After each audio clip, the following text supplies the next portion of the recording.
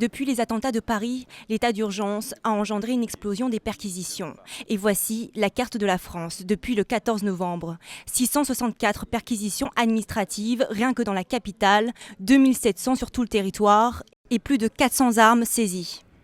Dans la majorité des cas, il n'y a pas de suite judiciaire et les policiers sont souvent pointés du doigt pour leur improvisation.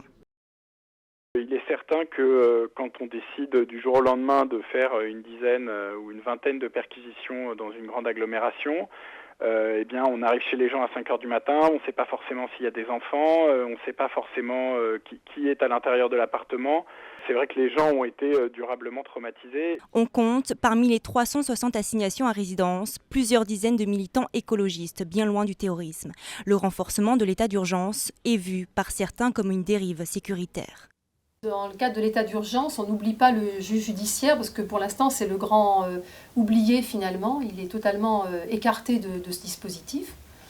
Et en particulier pour les assignations à résidence parce que là on porte atteinte aux libertés d'aller et venir et le juge judiciaire c'est lui qui garantit les libertés individuelles.